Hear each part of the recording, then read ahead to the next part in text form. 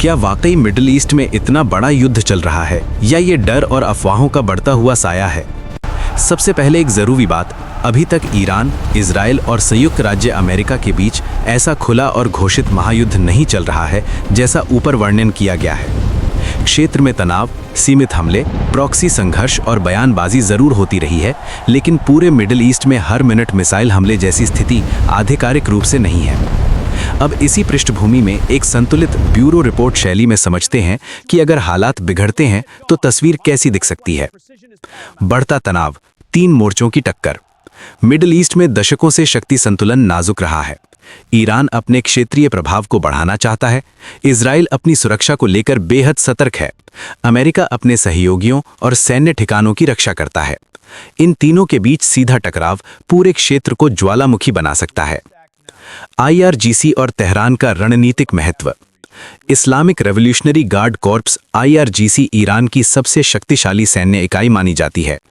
Tehran में इसके मुख्यालय और कमांड सेंटर देश की रणनीतिक नसें हैं। अगर इन ठिकानों पर हमला होता है तो कमांड और कंट्रोल सिस्टम प्रभावित हो सकते हैं, मिसाइल ऑपरेशन बाधित हो सकते हैं।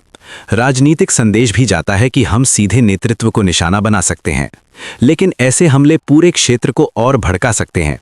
तेल परवार, सऊदी रिफाइनरी और पाइपलाइन। सऊदी अरामको की आस तनूरा रिफाइनरी दुनिया की बड़ी तेल सुविधाओं में गिनी जाती है। तेल ठिकानों पर हमला होने का मतलब वैश्विक तेल कीमतों में उछाल, एशिया और यूरोप में सप्लाई संकट, वैश्विक शेयर बाजारों में गिरावट। इसीलिए तेल इंफ्रास्ट्रक्चर युद्ध का आर्थिक हथियार बन जाता है। खैबर और फतह 110 जैसी मिसाइलें।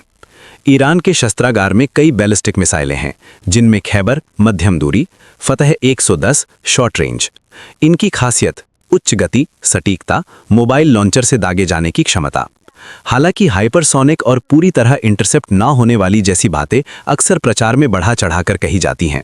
आधुनिक एयर डिफेंस सिस्टम जैसे आयरन डोम, पेट्रियट आदि कई मिसाइलों को रोकने में सक्षम होते हैं। एयर वॉर, फाइटर जेट और airbase. YAC 130, MiG-29, F-15 eagle. अगर एयरबेस निशाने पर आते हैं तो राडार सिस्टम पहले लक्ष्य बनते हैं। ड्रोन और कामिकाजे हमले डिफेंस को भेदने की कोशिश करते हैं। जवाबी कार्यवाही में रनवे और हैंगर तबाह किए जाते हैं। कुवैत, कतर, बहरीन जैसे देशों में अमेरिकी ठिकाने होने से युद्ध बहुपक्षीय हो सकता है।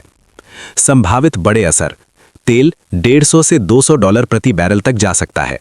वैश्विक मंदी की आशंका, शरणार्थी संकट, संयुक्त राष्ट्र की आपात बैठक, रूस और चीन की कूटनीतिक भूमिका बढ़ सकती है। सबसे बड़ा सवाल, युद्ध जीतने वाला कौन? सच ये है, आधुनिक युद्ध में कोई असली विजेता नहीं होता। आर्थिक नुकसान, नागरिक हताहत, क्षेत्रीय अस्थिरता, सबको कीमत चुकानी पड़ती है।